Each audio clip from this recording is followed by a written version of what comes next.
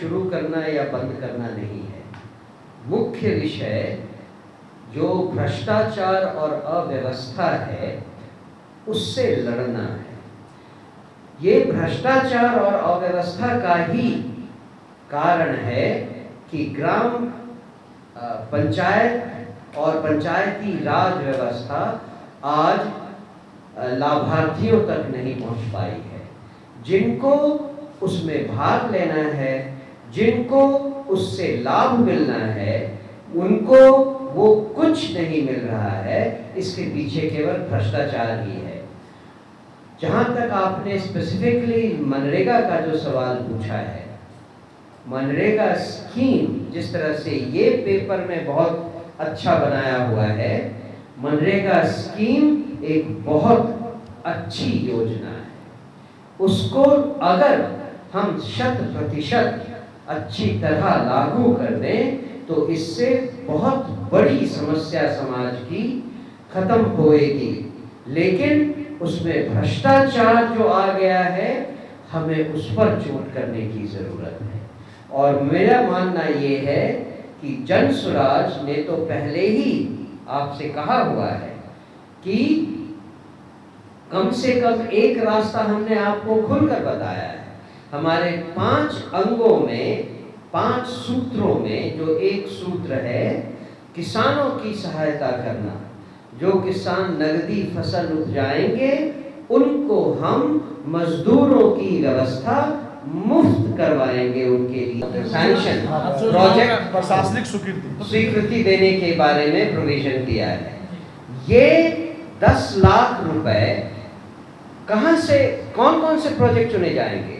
ग्राम सभा में, वार्ड में जो लोग अपनी अपनी समस्याएं रखेंगे, उन समस्याओं के समाधान के लिए जो प्रोजेक्ट बनाए जाएंगे, उसमें हर साल मुखिया को 10 लाख रुपए तक का प्रावधान है। लेकिन एक ब्लॉक में मान ले 8-9 डिफरेंट पंचायत हैं, तो हर पंचायत के मुखिया को 10-10 लाख का ये है। इसीलिए जो ब्लॉक लेवल पे ऑफिसर है उसके पावर में 80-90 लाख का है। अब एक जिले में 5-7-9 और भी ब्लॉक हैं, तो जिला अधिकारी को 5-7-9 लाख रुपए का सैंक्शन करने का अधिकार है। क्योंकि आप फिर से ध्यान दीजिए, पूरी की पूरी कैलकुलेशन, पूरी की पूरी प्रक्रिया शुरू हो रही है ग्राम सभा से।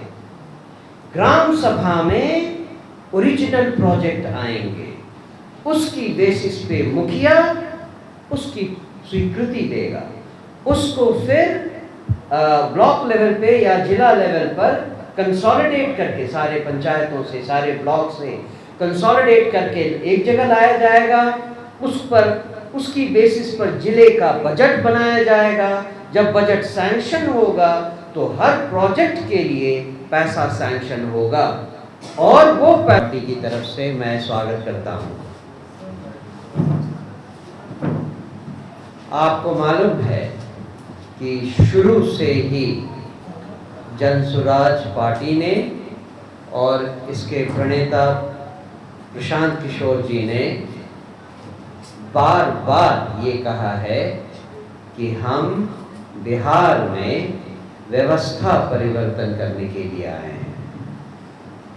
व्यवस्था परिवर्तन कैसे किया जाए, इस पर एक बहुत अहम मुद्दा आपको बताने हम आपके सामने आए हैं। आप सब जानते हैं कि 1993 में ही जब नरसिम्हा राव जी की सरकार थी तो एक पंचायती राज कानून बनाया गया था, जिसका पालन देश के विभिन्न राज्यों ने अपने अपने तरीके से किया।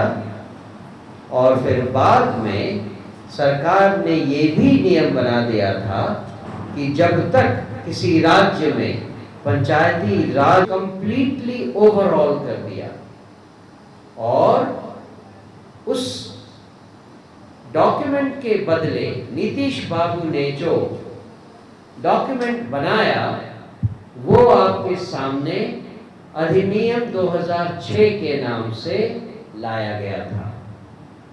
ये पंचायती राज अधिनियम और किसी का नहीं, नीतीश बाबू का ही लाया हुआ है।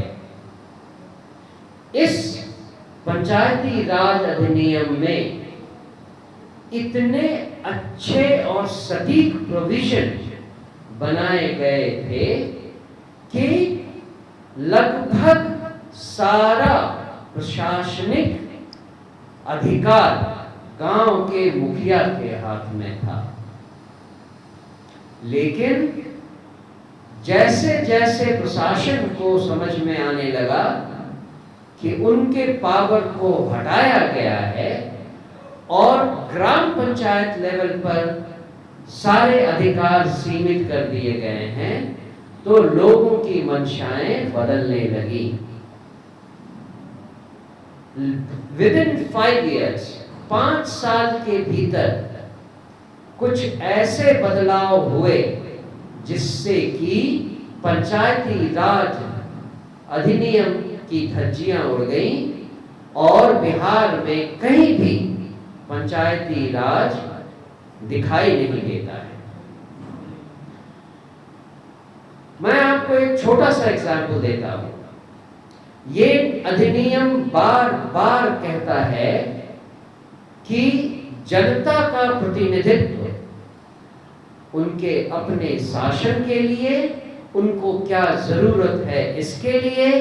उन्होंने ने कहा कि हम बिहार में व्यवस्था परिवर्तन के लिए आए हैं, तो उसका मतलब कई तरह से हम चेंजेस लाएंगे, लेकिन जो सबसे इंपॉर्टेंट पार्ट इस पूरी प्रशासन व्यवस्था का है, उसको चेंज करना, उसको बदलना हमारे लिए प्रायोरिटी होगी। जन स्वराज जब भी शासन में आएगी, पहली प्रायोरिटियों में ग्राम सभा, ग्राम पंचायत और पूरी पंचायती राज व्यवस्था को सुदृढ़ बनाना हमारा ये संकल्प होगा।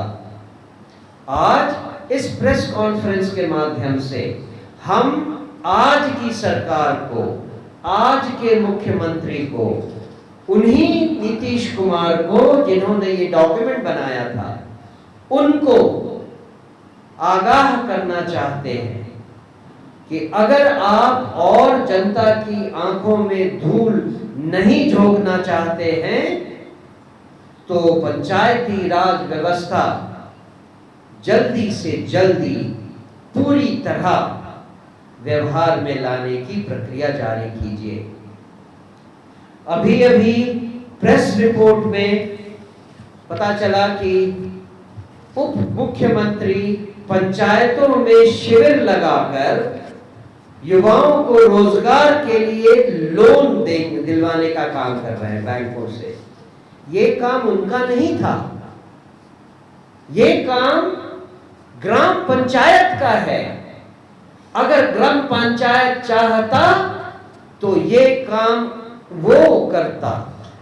बिहार के हर ग्राम पंचायत में ये काम हो सकता है, बिना सरकार के, बिना सम्राट चौधरी के, बिना बिहार के मुख्यमंत्री के इन्वॉल्वमेंट के। और इसको बड़ा बनाकर प्रेस में आने के बदले अगर यही काम ग्राउंड में होता रहता, तो आज युवाओं को रोजगार के लिए किसी का मुंह नहीं देखना पड़ता। अभी